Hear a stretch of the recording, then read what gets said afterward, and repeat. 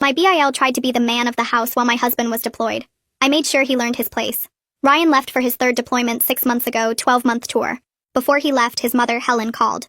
Derek needs a place to stay. His divorce is messy. Since Ryan won't be there, Derek can help with the house.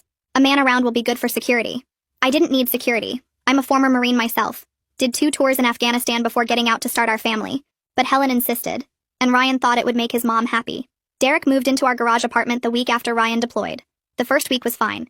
He kept to himself, went to work, and came home late. Then he started inserting himself. The garbage goes out on Tuesday nights, not Wednesday mornings, he announced, moving my cans. Ryan always did it at night. I prefer mornings, I said. He moved them anyway. Next came the lawn. I'd hired a service since Ryan left. Derek canceled it. Waste of money. I'll do it. But he only mowed when he felt like it, letting it grow too long, making the HOA send warnings. You're making Ryan look bad, he said, as if the warnings weren't his fault. Then the groceries. I'd come home to find my fridge reorganized. Vegetables go in the crisper, not on the shelf, he'd lecture. And why are you buying name brand? The store brand is cheaper. Ryan wouldn't waste money like this. The bills were next. He started collecting mail, opening anything that looked official. Just making sure nothing important gets missed, he said. You know how women can be with finances. I'm an accountant. I manage $3 million in assets for my firm. But sure, I needed Derek to explain electricity bills. 2 months in, things escalated. I came home to find him in Ryan's office on Ryan's computer. Just organizing files, he said. Ryan asked me to keep an eye on things. Ryan did not ask that. I called Ryan that night on video chat, told him about Derek. Ryan was furious but stuck overseas. I'll talk to him, he promised. But Derek didn't have international calls set up, so Ryan called Helen instead. Asking her to talk to Derek, Helen called me instead. Don't be difficult, she said. Derek's helping you. A woman alone needs guidance.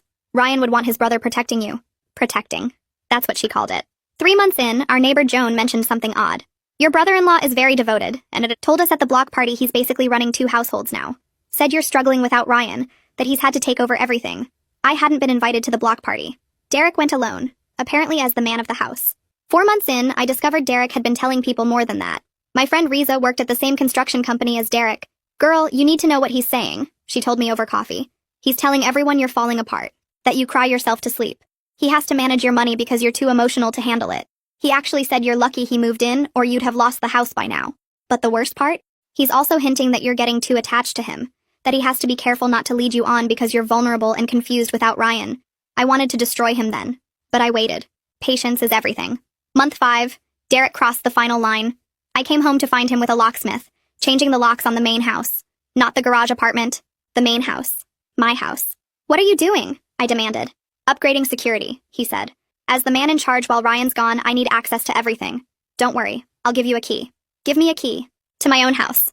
The locksmith looked uncomfortable. Ma'am, is this your property? Yes, I said. And this man is a tenant in the garage. He has no authority here. Derek laughed. I'm not a tenant. I'm family. I'm the acting head of household. That's when I smiled. Perfect, then you won't mind the household meeting I've called for tonight. Derek looked confused but shrugged. Whatever makes you feel involved. That evening I invited Helen, Ryan's other brother Paul, his sister Lisa, and Derek's ex-wife Tanya. Yes, Tanya. We'd become friends. Derek had no idea. Everyone gathered in my living room. Derek sat in Ryan's chair like he owned it. Thanks for coming, I began. I wanted to discuss the household situation while Ryan's deployed. Helen nodded approvingly. Good idea. Derek's been doing so much. He has, I agreed. In fact, he's been so involved I thought everyone should know exactly what he's been up to. I pulled out my laptop. I opened the laptop and connected it to the TV mounted on the wall. Derek shifted in Ryan's chair, still looking relaxed. Helen sat forward, ready to hear about all the helpful things her son had been doing. The first slide appeared on the screen, a spreadsheet filled with dates, times, and specific incidents. Column headers read, date, violation, evidence type, and impact. The first entry showed the garbage cans incident from week 2, complete with a photo timestamp. Derek's name appeared next to each row. I watched his face as he scanned the screen. His smirk faded when he reached the entries about the text messages. Screenshots showed his exact words to 3 different neighbors. The messages painted me as incompetent and emotional. One message claimed I called him crying about bills I couldn't understand. Another said I begged him to take over the lawn care because I was too overwhelmed. All lies, all documented. Helen started to speak, but I clicked to the next slide. Ring doorbell footage filled the screen. The timestamp showed last Tuesday afternoon. Derek walked up to my front porch, checked over his shoulder, then opened the mailbox. He pulled out a stack of letters and flipped through them. 3 envelopes went into his jacket pocket. The rest he carried inside. The next clip showed him coming back out 20 minutes later. He walked directly to the recycling bin and dropped something inside. I'd retrieved those letters from the recycling later that day. 2 were from my bank. 1 was a personal letter from my sister, all addressed to me, all opened by Derek. Paul leaned forward in his seat. His jaw tightened as he watched his brother casually steal my mail. Lisa pulled out her phone without saying anything. Tanya spoke up from her spot near the window. She'd been quiet until now, just watching Derek squirm. Her voice came out steady and calm. She'd seen all this before. She told everyone that Derek did the same things during their marriage. He insisted on opening all the mail, even letters from her family. He reorganized the kitchen without asking, then got angry when she couldn't find anything. He canceled her gym membership and told people she was wasting money on vanity. He controlled every household decision by claiming he knew better. When she pushed back, he told her family she was being difficult and emotional. The pattern was identical. I clicked to the next slide. Documentation of the lawn service cancellation appeared. The email Derek sent to the company came from my email account. He'd accessed my computer while I was at work. The cancellation notice was dated 3 weeks after Ryan deployed. Below that, I'd included the HOA violation notices. 4 warnings over 2 months about grass height exceeding community standards. Each notice addressed to me as the homeowner. At the bottom of the slide, photos showed the overgrown lawn at various stages. The final photo showed Derek mowing, but only the front yard, leaving the back completely untouched. Lisa's fingers moved across her phone screen. She was taking notes, her lawyer brain recognizing deliberate sabotage. The lawn service had cost $120 monthly. The HOA fines totaled $350. Derek's selective maintenance created problems he then blamed on me. The next slide showed text message screenshots between Derek and his co-workers. I'd gotten these from Riza, who'd been disturbed enough to forward them to me. The messages were explicit. Derek wrote that he was teaching me my place. Another message said he was showing me what a real man does around the house. A third claimed I needed to learn that women can't handle things without male guidance. He'd written that Ryan asked him to straighten me out while he was deployed. That last part was a complete lie. Helen's face went pale as she read her son's words. Her hand moved to her mouth. This wasn't helping. This was a systematic campaign to undermine me in my own home. The evidence kept mounting. I pulled up Joan's written statement next. She'd provided a detailed account of the block party from last month. Derek had introduced himself as the man of the house. He told neighbors I was having trouble adjusting to Ryan's absence. He claimed I had emotional breakdowns at night. He said he had to take over the bills because I was too upset to handle them properly.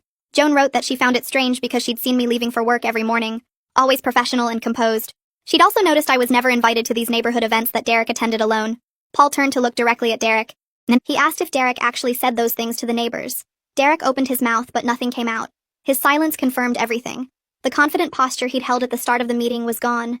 He slouched in Ryan's chair, no longer meeting anyone's eyes. Tanya added more context. She explained that Derek told similar lies about her to her own family during their marriage. He isolated her from her support systems by painting her as unstable and irrational. Her own mother started questioning her competence because of Derek's constant stories. It's textbook controlling behavior. Tanya had been documenting his patterns since their separation. Her lawyer needed the evidence for the divorce proceedings. She recognized immediately what Derek was doing to me because she'd lived through the same treatment. The financial records came next. I'd prepared a comprehensive breakdown of every bill paid during Ryan's deployment: mortgage, utilities, insurance, property taxes, all paid on time. The account balances showed steady growth. I'd actually increased our savings by $800 monthly through careful budgeting. My professional financial management was flawless. Yet Derek had told multiple people at his construction company that I was mismanaging money. He claimed he had to step in to prevent financial disaster.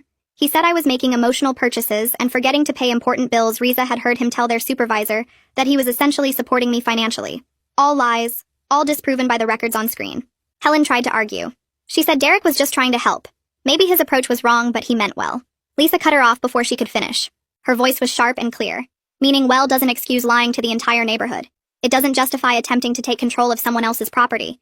Intent doesn't matter when the actions cause real harm. Lisa gestured at the screen, at all the documented violations. This wasn't help. This was systematic manipulation and control. The final piece of evidence was the security footage from earlier today. The video showed Derek standing with the locksmith at my front door. The audio was clear. Derek instructed the locksmith to change all the locks on the main house. He stated he needed access to everything as the acting head of household. The locksmith asked if I knew about this work. Derek said I'd authorized it, but I was at work. The locksmith looked uncomfortable but continued working until I arrived home.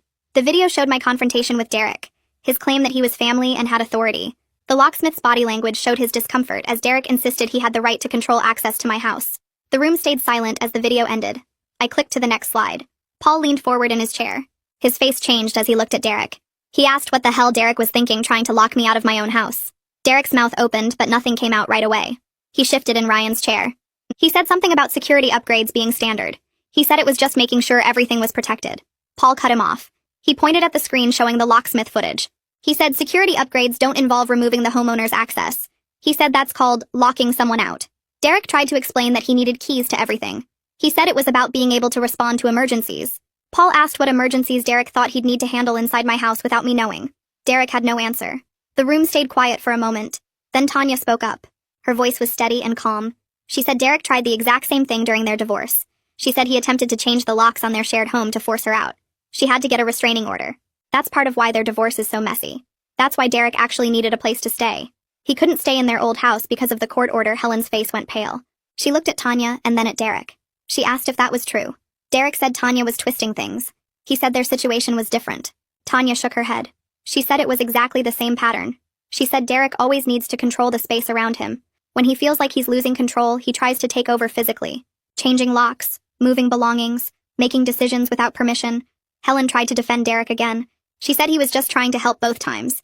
She said maybe his approach was wrong, but his heart was in the right place. Lisa interrupted before Helen could finish. Her voice was sharp. She said meaning well, doesn't excuse lying to the entire neighborhood. It doesn't justify trying to take control of someone else's property. She said intent doesn't matter when the actions cause real harm. She gestured at the laptop screen. She said this wasn't help. This was systematic manipulation and control. Helen looked down at her hands. Her defense of Derek sounded weaker now. She was processing that her son had a documented pattern of this behavior across multiple relationships. I moved to the next slide. This one showed a compilation of statements Derek made to different people. The first was from his co-worker at the construction site. Derek told him I was getting attached, that I was confused and vulnerable without Ryan, that Derek had to be careful not to lead me on. The second statement was from a neighbor 3 doors down. Derek told her the same thing, that I was starting to depend on him too much emotionally. The third was from someone at the gym Derek went to. He said I was making things awkward by being too grateful for his help. The audacity of it landed in the room like a physical thing. Derek suggested I would be interested in him while my husband was deployed serving our country. Paul actually laughed. The sound was harsh and disbelieving. He looked at Derek and then at me. He said, "Let me get this straight." He said I'm a former Marine who clearly has my life together. He said Derek is a divorced guy living in someone's garage. He asked how Derek thought anyone would believe I was the one making advances. The absurdity of Derek positioning himself as the one fending off advances became crystal clear. Lisa was shaking her head. Helen looked sick. Tanya nodded slowly like she'd been waiting for this. She said Derek made similar claims during their marriage. He would suggest other women were interested in him. He'd hint that co-workers or neighbors found him attractive. It made Tanya feel insecure. It made her feel like she should be grateful Derek stayed with her. She said it's a manipulation tactic. It's designed to make the woman feel off balance.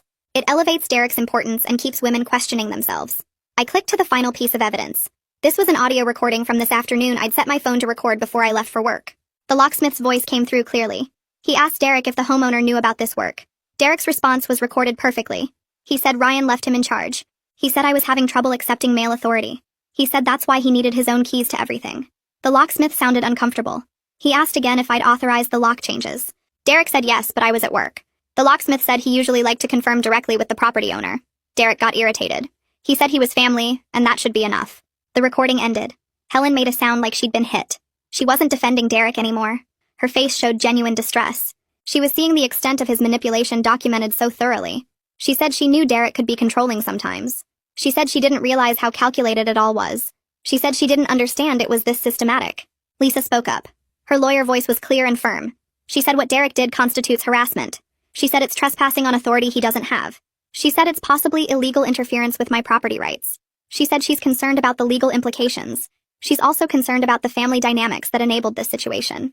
She looked at Helen when she said that last part. Paul turned to face Derek directly. He said Derek lied to their mother to gain access to my home. He said Derek then systematically tried to take control while Ryan was deployed and couldn't defend his wife or property. Derek tried to justify his actions. He said he was just being a good brother. He said he was doing what Ryan would have wanted. Paul dismantled each excuse. He said Ryan wanted his wife's home respected. He said Ryan wanted his family to support me, not undermine me. He said Derek used Ryan's absence to play out some fantasy of being in charge.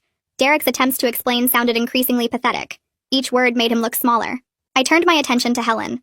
She needed to understand this wasn't just about Derek's behavior. Her pressure put me in this position from the start. Ryan trusted his family to respect me and our home.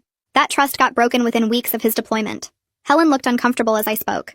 She shifted in her seat. Her hands twisted together in her lap. I kept my voice steady and calm.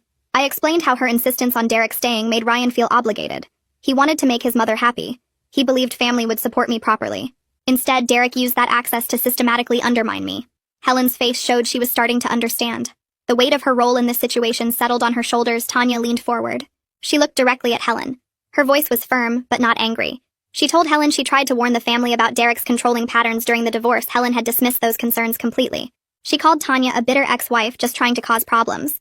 Tanya said maybe now Helen would believe these patterns were real and damaging. Helen's eyes filled with tears. She nodded slowly. The evidence was too clear to deny anymore. Helen turned to face me fully. Her apology came with genuine remorse in her voice. She admitted she prioritized Derek's needs over respecting my household and my ability to manage things. She said she made assumptions based on old ideas about gender roles. She thought Derek should naturally take charge with Ryan gone. She said a man should be in control. She realized now how wrong that thinking was. I managed fine before Derek arrived. I would have managed fine without his interference. Her assumptions caused real harm. Lisa spoke up next. Her lawyer voice cut through the emotional moment. She asked Derek what he expected to accomplish by systematically undermining me and spreading lies about my ability to handle things. Derek's response came slowly. His voice was quieter now. He talked about his divorce and how it made him feel like a failure. He needed to feel like he was in control of something after his life fell apart. He thought helping me would prove he was still capable, still needed. Lisa listened, but her expression didn't soften. Paul jumped in before Derek could say more. He told Derek that feeling bad about his divorce didn't excuse trying to take over someone else's life, especially when that person was family who gave him a place to stay during his crisis. Paul's voice got harder. He said the betrayal of using Ryan's deployment as an opportunity to assert control was disgusting. Ryan was overseas serving the country. Derek repaid that sacrifice by disrespecting Ryan's wife and home. The room went quiet for a moment. I let the silence sit there. Then I made my announcement. Derek needed to be out of the garage apartment by the end of the week. I would be changing all locks and security codes once he left. No one would have access to my property without my explicit permission. Helen didn't argue. She just nodded. She recognized that Derek had burned this bridge completely. There was no coming back from what he'd done. Tanya offered to help Derek find another place to stay. Her tone made it clear this wasn't kindness. She wanted to make sure he actually left and didn't create more problems. She explained she'd learned that clear boundaries and follow-through were necessary with Derek's personality type. You had to see things through completely, or he'd find ways to worm back in. Lisa volunteered to draft a formal agreement about Derek's move-out terms. She wanted no confusion or room for Derek to claim he had rights to stay longer. Paul agreed to physically help Derek move his stuff. He'd make sure it happened on schedule, no delays or excuses. The family was taking concrete action to fix the situation they'd helped create. Helen asked if she could help repair the damage Derek caused. She offered to contact neighbors and correct the false stories he spread about me. I appreciated the offer, but I told her I'd handle my own reputation. I could speak for myself, though she could certainly stop making excuses for Derek's behavior going forward. That would be the most helpful thing. Helen agreed. She said she would stop enabling him. Derek finally spoke up to defend himself. He claimed he was just trying to help. I was overreacting to normal family support. He made it sound like I was being unreasonable about standard brotherly concern. The room's response was immediate and unified. Paul shook his head in disbelief. Lisa actually laughed at the audacity. Tanya's expression showed she'd heard this exact defense before. Helen looked at her son with disappointment. Nobody was buying Derek's attempt to reframe systematic boundary violations as helpful family support. The evidence laid out too clearly what he'd actually done. Tanya made a sound that wasn't quite a laugh, more like air being forced out through her teeth. She looked at Derek with an expression I recognized from my own mirror lately. The kind of tired that comes from dealing with the same nonsense over and over. She told him he used those exact words with her. Just trying to help. That's what he said when he took over her bank accounts. When he started opening her mail. When he told her friends she was too emotional to handle basic decisions. She leaned forward in her chair and spoke directly to him. Until he stopped pretending he was helping and admitted he just wanted control, he'd keep doing this to every woman in his life. The pattern wouldn't stop on its own. I added my own piece to that. Told Derek that if he'd actually wanted to help me, he could have asked what I needed. Simple question. How can I support you while Ryan's gone? Instead, he decided he knew better than me how to run my own household. He never once considered that I might be capable of managing my life. His whole approach showed what he really thought about women handling things without male supervision. The assumption that I needed managing said everything about his actual beliefs. Paul jumped in before Derek could respond. He pointed out that Derek never asked how I was doing, never offered emotional support or checked if I needed anything. He just started taking over like my ability to function was automatically questionable. That wasn't help. That was a power grab wearing a family concern costume. Paul's voice got harder. He said the whole thing was disgusting. Ryan was overseas serving the country, and Derek used that absence as an opportunity to disrespect Ryan's wife and home. Helen spoke up then. Her voice was quieter than before. She admitted she shared some of the blame here. She told Derek that a woman alone needs guidance. Those were her exact words to him. She gave him permission to see me as someone who needed his management instead of as a capable adult. She recognized now how her traditional attitudes about gender roles enabled Derek's worst instincts. She'd been raised believing men should naturally lead and women should naturally follow. But seeing Derek's behavior documented so clearly forced her to confront how damaging those beliefs could be. Lisa looked at her mother with her lawyer face on. the one that asked uncomfortable questions in depositions. She suggested that Helen might benefit from thinking about why she was more comfortable with her sons asserting control than with acknowledging her daughter-in-law's capability. Why did male authority feel more natural to her than female competence? Helen shifted in her seat. Her face showed discomfort, but she didn't argue back. She seemed to actually be considering what Lisa said instead of defending herself. The meeting started winding down after that. The energy in the room had shifted from confrontation to resolution. I laid out the terms clearly. Derek would be out of the garage apartment by the end of the week. I'd be changing all locks and security codes once he left. No one would have access to my property without my explicit permission going forward. Helen nodded her agreement.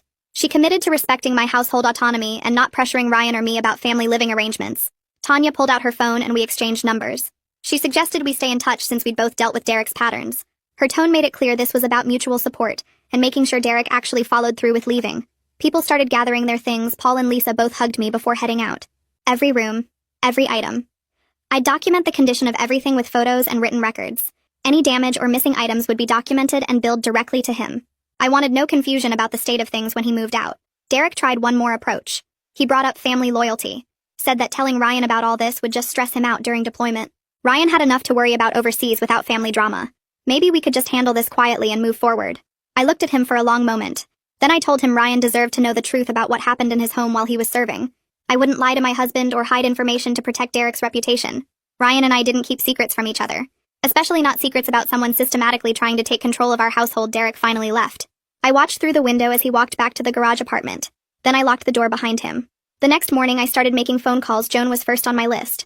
I explained that Derek had been a temporary tenant in the garage apartment, not a family member helping run the household. I corrected the record about his claims that I was struggling or falling apart. Joan apologized immediately. She said she'd thought Derek's stories seemed off given how together I obviously was. She'd seen me handling everything just fine. She promised to spread the correct information through the neighborhood. I called 3 more neighbors after that. Each conversation followed a similar pattern. They'd believed Derek's version because he seemed so confident and concerned.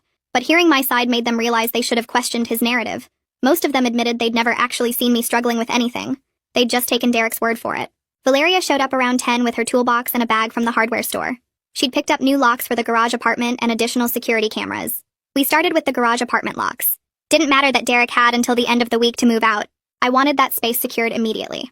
Valeria worked on the door locks while I set up the new cameras. We installed them to cover all entry points to both the main house and the garage apartment, every door, every window on the ground floor, the driveway and backyard. I wanted complete coverage of my property. No blind spots where Derek could try something without being recorded. Valeria tested each camera to make sure the feeds were coming through clearly on my phone.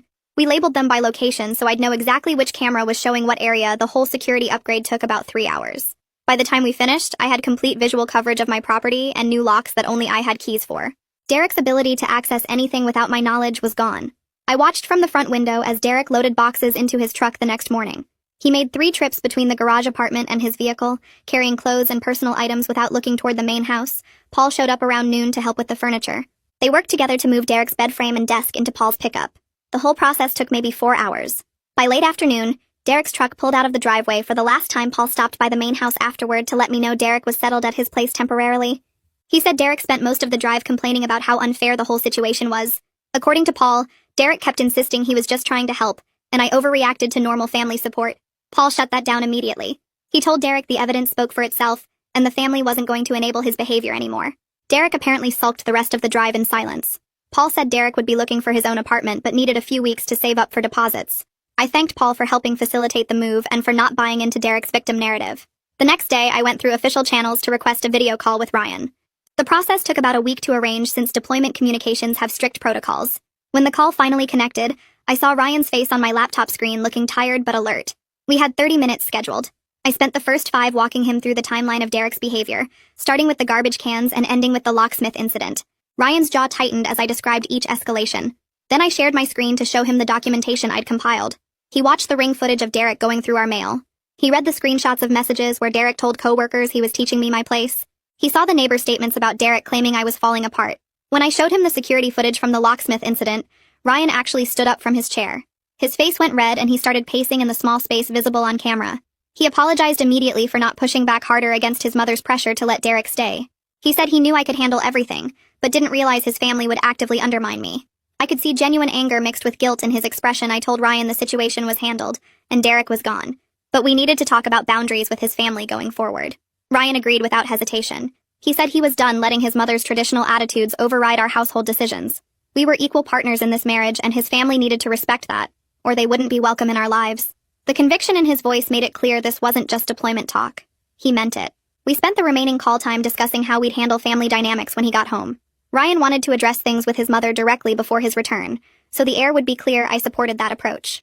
The call ended with both of us feeling more connected despite the distance and the crisis that had just passed. Ryan contacted Helen within a few days of our call.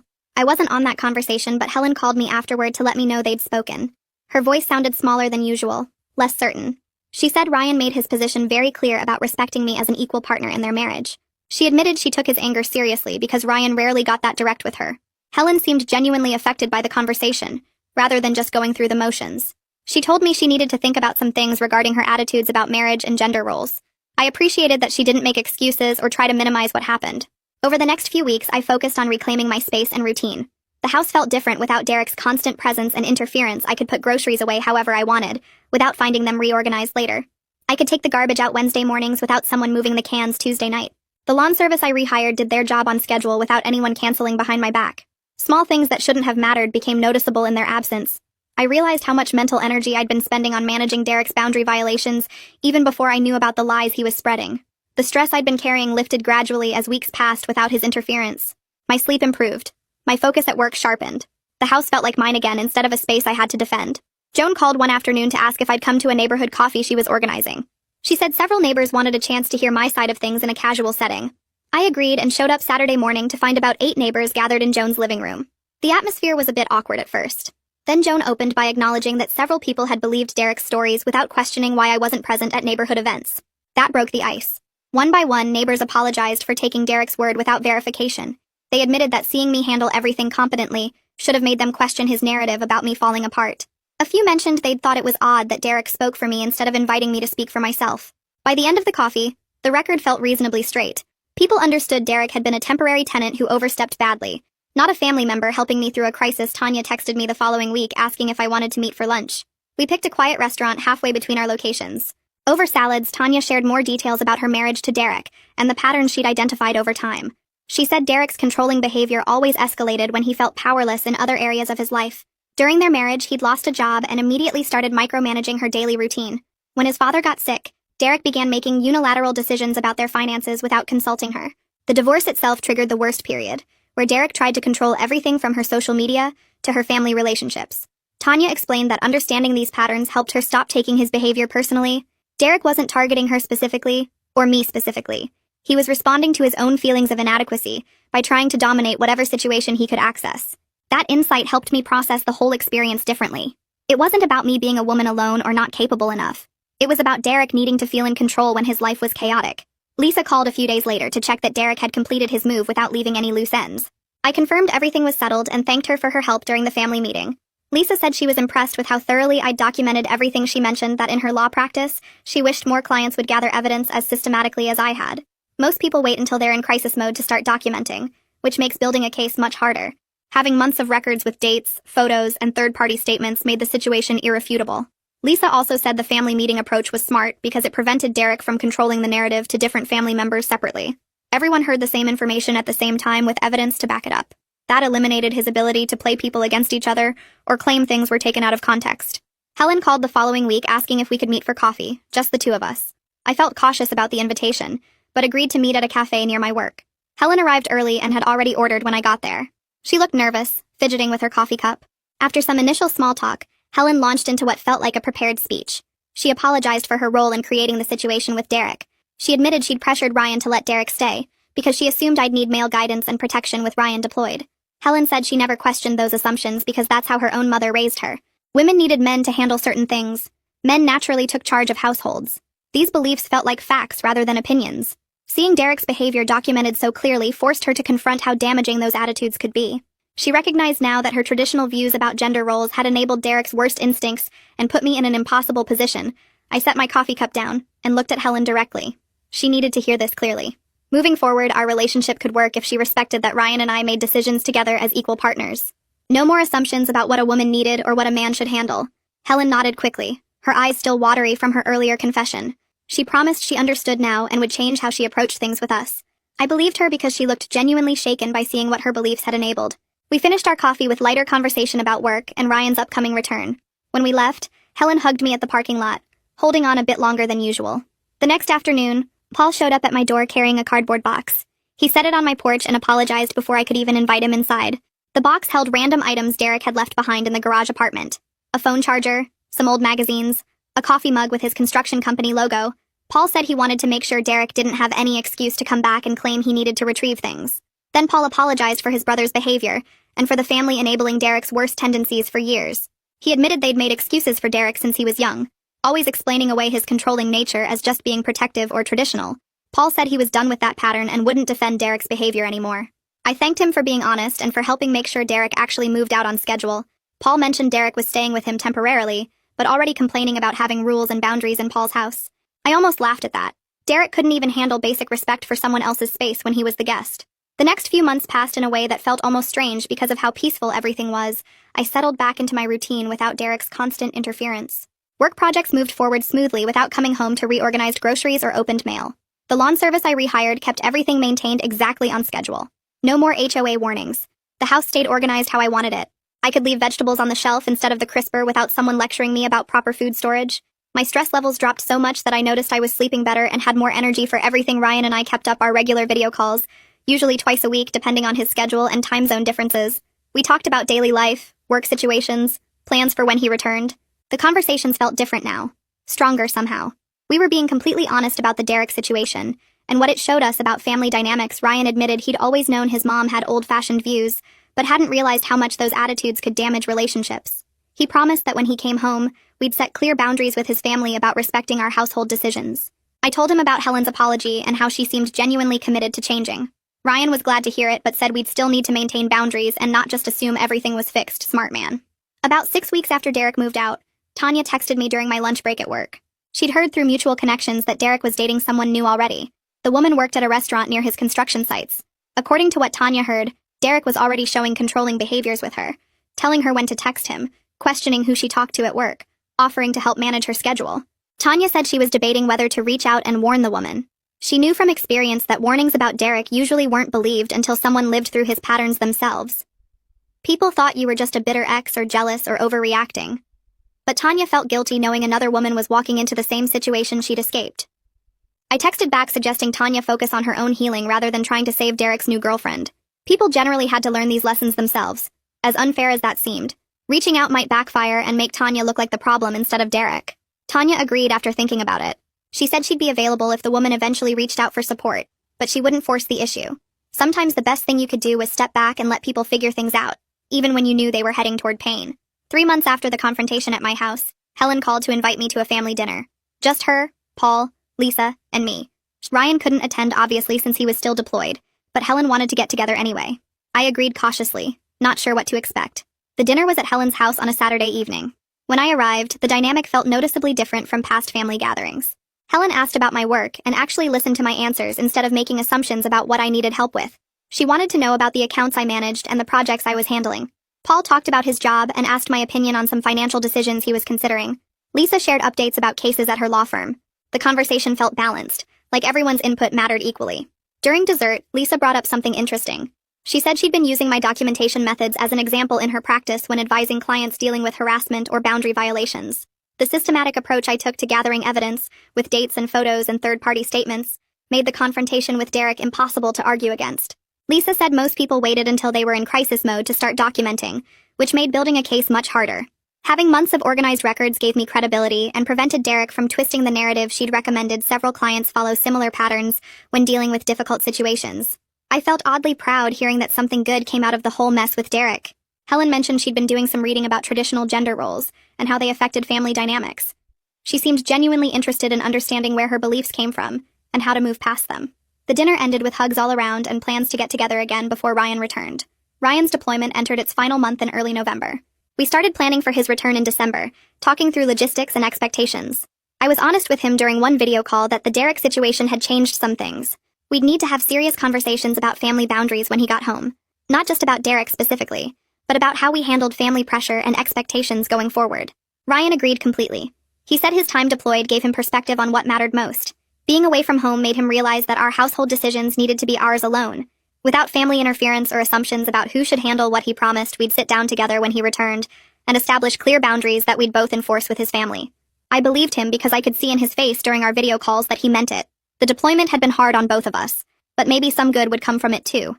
Better communication, stronger boundaries, a clearer understanding of what we needed from each other and from family. December couldn't come fast enough, but I was using this final month to prepare. The house was ready, our finances were solid, and I had a clear picture of what needed to happen next. I understand. I need to write beats 61 to 64 as a seamless continuation from I had a clear picture of what needed to happen next, as a single continuous paragraph with short sentences, 25 to 30 words max, using only simple 6th grade vocabulary, maintaining 97% action focus with maximum 5% dialogue, and covering the 4 specified beats about Ryan's perspective on deployment, Derek's apology request through Paul, Ryan's homecoming, and Helen's welcome dinner acknowledgement. I'll keep it between 480 to 640 words with no line breaks, no thinking blocks in the output, and no EM dashes. December arrived with snow covering the front yard, and Christmas decorations going up around the neighborhood. Ryan's plane landed at the military base on a cold Thursday morning. I drove there alone, wearing his favorite sweater and jeans. The waiting area filled with other families holding signs and flowers. When he walked through those doors in his uniform, my heart jumped. We hugged for a long time without saying much. He smelled like airports and coffee. The drive home felt surreal after months of video calls and texts. Ryan kept looking at the house as we pulled into the driveway. Everything was exactly how he left it. The lawn was trimmed. The shutters were painted. The garage apartment stood empty with new locks installed. Inside, he walked through each room slowly. His office was organized. The kitchen was clean. Our bedroom looked the same. He turned to me with wet eyes and pulled me close again. We spent that first day just being together, talking about everything that happened. I showed him all the documentation I kept. He read through Derek's messages and the neighbor statements. His jaw got tight when he saw the locksmith footage. That night in bed, he promised things would be different. His family wouldn't pressure us anymore. Our decisions would be ours alone. No more letting his mom dictate what happened in our house. I believed him because I could see he meant it. The deployment changed something in him, made him realize what actually mattered. The next week, Paul called my cell while I was making dinner. He sounded uncomfortable. Derek wanted to apologize in person before the holidays, wanted to clear the air, make things right. I stirred the pasta and told Paul no. Derek could work on his problems with a therapist. I didn't need his apology. Didn't want him in my space. Paul understood. Said he'd tell Derek to give it time. Maybe never. Helen called Ryan the following day.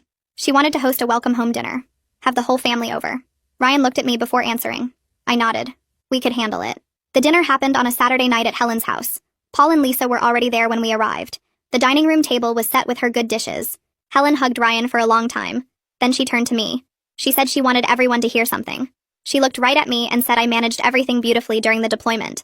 That she was wrong to doubt what I could handle. Wrong to think I needed Derek's help. Wrong to push those old ideas about men and women and who should be in charge. The room went quiet. Ryan reached over and took my hand. Squeezed it tight. Helen kept going. Said she was proud of how I handled everything. Proud of the home I maintained. Proud of the way I stood up for myself and for Ryan. Lisa smiled at me from across the table. Paul nodded. Ryan kept holding my hand through the whole dinner, making it clear to everyone. We were a team. Equal partners. Our house. Our rules. Our decisions. Together.